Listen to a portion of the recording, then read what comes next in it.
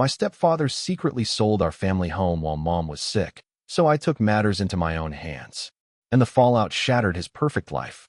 I remember the day everything changed as clearly as if it happened yesterday. My name is Emily Walker, and I was 22 years old when my stepfather's betrayal and my mother's illness collided to create a storm that would destroy the fragile peace we had clung to for years. My biological father died when I was 10, leaving me and my mother, Susan, to navigate life's challenges alone.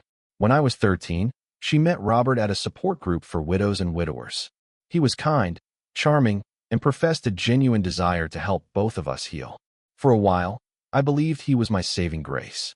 As I entered my teenage years, struggling with grief and insecurity, he stepped in, paid for my private therapy sessions, and seemed to bring a stability our small town of Millfield had never seen. In hindsight, those were the years he built my trust and positioned himself as the provider, the protector, and the one person I thought I could rely on unconditionally. 2 years into their marriage, my mother was diagnosed with Hodgkin's lymphoma. It was a brutal blow. I was 16, a high school junior, balancing AP classes and working part-time at the local coffee shop to help with medical bills. Mom's treatments began immediately. Chemotherapy sessions 3 times a week, blood transfusions when her counts dropped, and days when she couldn't even stand without assistance. Through it all, Robert was there. He drove her to the hospital, cooked meals I barely had the energy to eat, and counseled me when I collapsed on the kitchen floor crying. I thought he was her rock, and in turn mine. I believed no one could ever be cruel to someone my mother loved so unconditionally. During those months, I put my life on hold. I skipped college applications and social events to sit by her bedside or study next to her recliner while she napped. On the days she felt well enough to leave home, she insisted on accompanying me to work or school, cheering me on when I presented a speech in biology class or won the regional debating championship. When she had energy, we would go on short drives to the lake near our house, the one constant comfort from my childhood. We would sit on the dock and watch the sun dip below the waterline, ducks gliding past our feet as if nothing in the world could harm us. Those moments were fleeting, but they mattered. They were a reminder that even in the darkest times, we still had each other. It was around month 6 of her treatment that I first noticed something was off. I was home from a late shift at the cafe when I heard murmured voices downstairs. I paused at the top of the stairs, trying to remain silent. My mom's bedroom door was slightly ajar, and I could hear her voice, weak but insistent. "Are you sure this is the right decision?" she asked. The man's voice was calm, his tone reassuring. "It's the best move for our future," he said. "You need a house that's easier to manage during your recovery. The upkeep on that place is too much." I hesitated before stepping forward. I recognized that voice anywhere. It was his, the one who had been my stepfather for 4 years. I edged closer, careful not to make a sound. "But that house was my father's," my mother said softly. "He built it with his own hands. Every board and nail in that place is a memory." There was a pause, then his voice again. "Mom, I love you, but you have to think practically. There's no room for sentiment when the cancer returns, and you can't afford travel back and forth for treatment."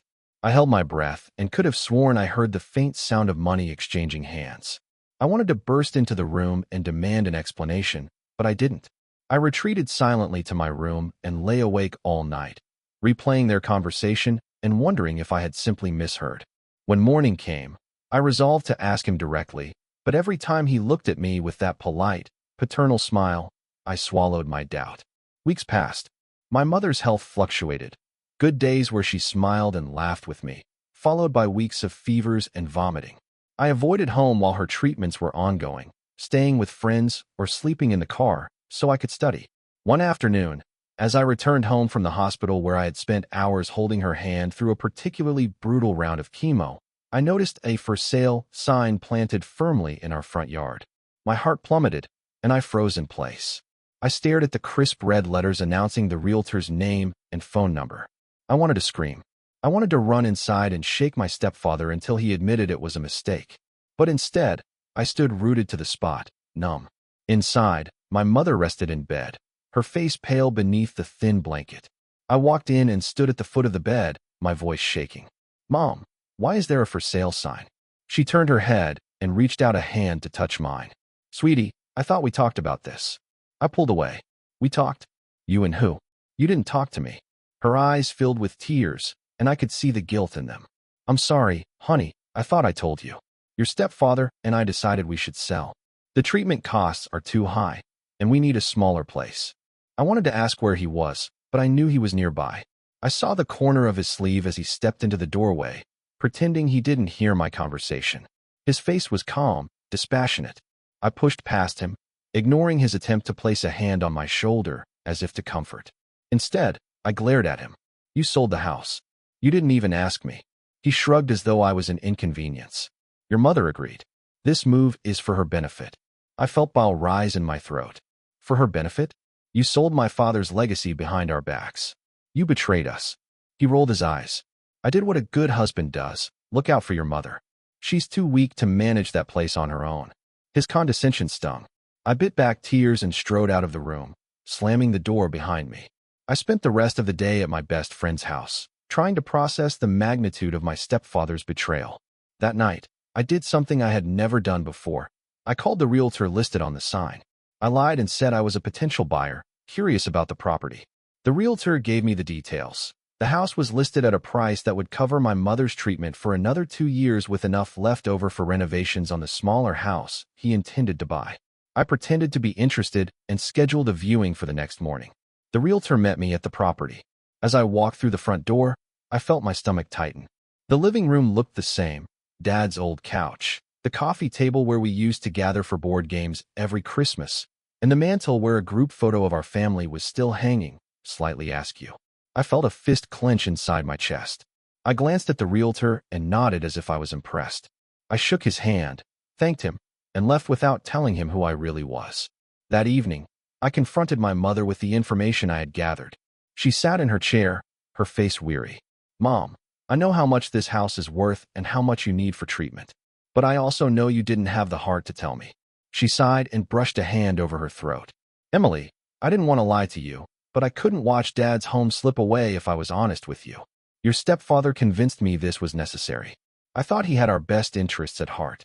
I lowered my voice, trying not to break. "You thought he had our best interests at heart? He tricked you. He used you and my illness to sell the house without my consent."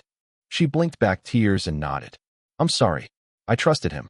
It was in that moment I knew I had to act. I couldn't let my stepfather profit from the house my father built with his own 2 hands. I couldn't let him use Mom's illness and my grief as ammunition to secure a new life while we lost everything. So the next day, I drove to the county records office and requested a copy of the deed, the refinancing documents, and any new mortgages associated with the property. In between my night classes and shifts at the cafe, I pored over old receipts, searched Dad's desk for original paperwork, and tracked down the will he left behind. My father's will clearly stated that the house on Maple Avenue was to remain in trust for me until I turned 25. Until then, no sale or refinance could occur without my explicit consent. It was a legal clause written by Dad himself, anticipating that someone might try to sell the property without my knowledge if he wasn't around to stop it.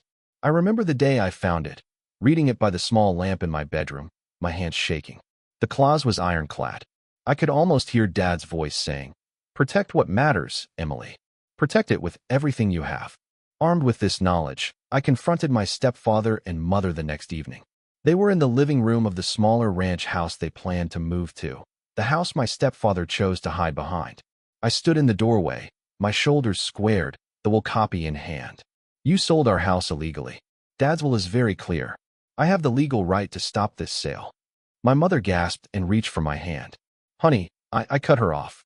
"I know you're sick and scared, Mom, but you deserve better than to be manipulated by him. You deserve to know the truth." My stepfather's face turned pale. He rose from the couch, his voice strained. "You don't understand. The hospital bills, your mother." I slammed the will on the coffee table. "I understand more than you think. This clause is legally binding. Until I turn 25, no one can sell, refinance, or encumber Dad's property. If you proceed, you're committing fraud." He raked a hand through his hair and stared at me, defeated. "Fine," he said finally. "We'll hold off. But we need money for your mother's care." I nodded curtly and turned to leave, but not before I looked him in the eyes and said, "Find another way.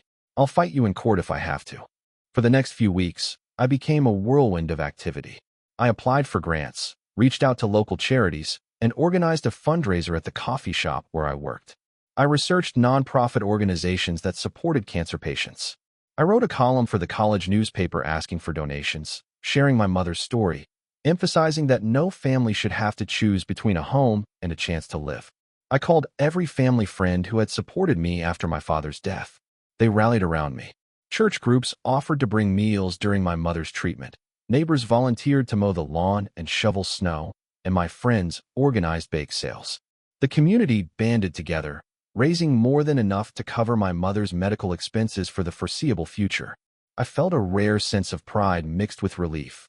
Pride in knowing that if Dad were watching, he would have been proud of how I stood up for our family's legacy. Relief in knowing that my mother's care would not be sacrificed on the altar of my stepfather's greed. Meanwhile, my stepfather's facade began to crumble. He had not anticipated the strength of the community's response. He started receiving anonymous phone calls, neighbors who told him they knew what he had tried to do. The realtor withdrew the listing, embarrassed to be associated with a fraudulent sale. Rumors spread in Millfield about how he tried to swindle a sick woman and her daughter out of their home. His friends from the support group stopped inviting him to meetings. They whispered that he wasn't the caring widower he pretended to be. At work, he was known for his meticulous appraisal skills, but once the rumor mill started churning, past clients came forward, questioning his ethics. He was investigated for other discrepancies in his reports. In short, his perfect life began to unravel. My mother's health improved gradually. With the payments from the community, she was able to afford better care, nutrition coaching, and holistic treatments to supplement her chemotherapy. Some days she still felt weak, but on her better days, we spent time together in the backyard, just like old times. We planted flowers, tended the vegetable garden Dad used to maintain, and sat on the porch swing quoting lines from our favorite old movies.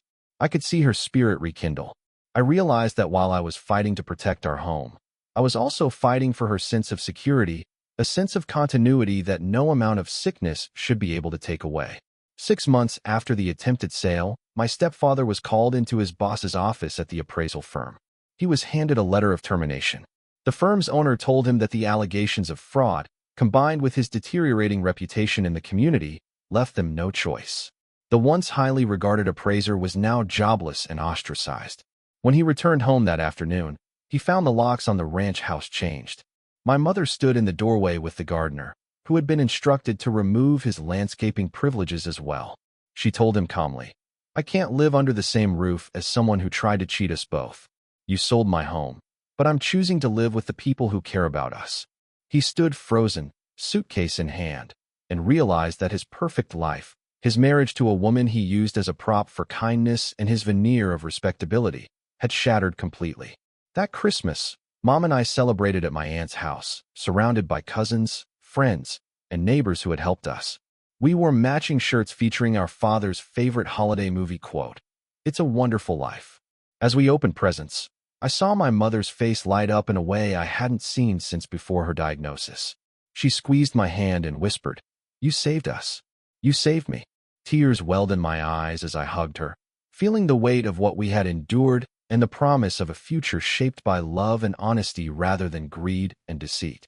In the months that followed, I sold our family home to a family who cherished it, one that reminded me of us.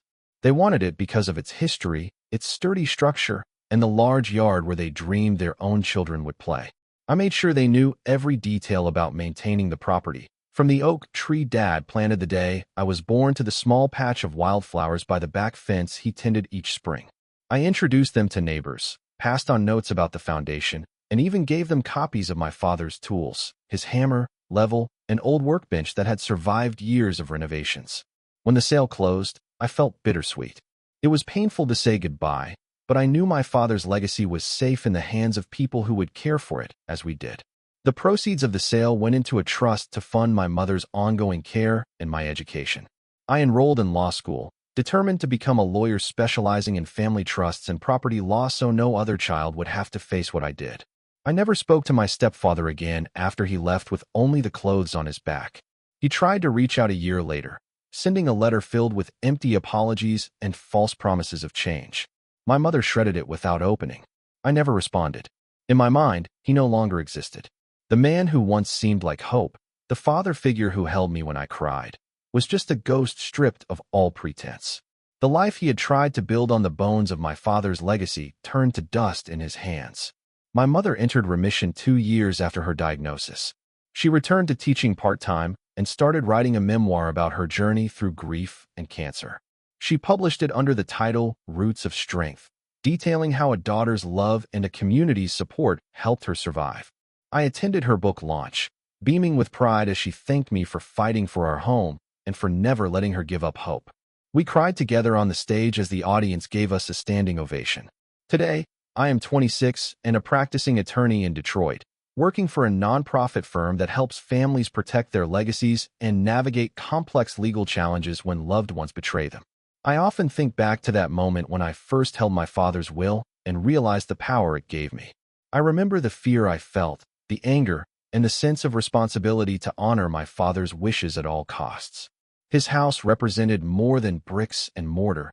It represented the foundation of my childhood, the home my parents built together, and the love that sustained me. The day I saved that house was the day I learned my own strength. If there is one lesson I want anyone listening to take away, it is this: a home is more than a building. It is a vessel for memories, love, and the promise of tomorrow. When someone tries to steal that away, the fight to protect it is not just legal. It is moral, emotional, and eternal. My stepfather learned that betrayal comes with a price, and that price is measured not only in dollars lost, but in the trust and respect that can never be regained. And even though my mother and I eventually sold the house, we did so on our own terms, ensuring that my father's legacy lived on in the hearts of new owners who cherish it. My stepfather secretly sold our family home while Mom was sick, so I took matters into my own hands. And the fallout shattered his perfect life.